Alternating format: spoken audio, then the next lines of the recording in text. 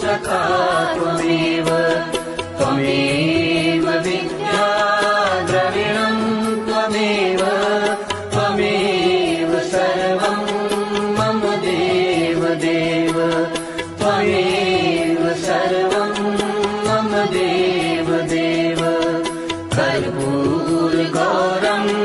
करुणावतारं संसारसारं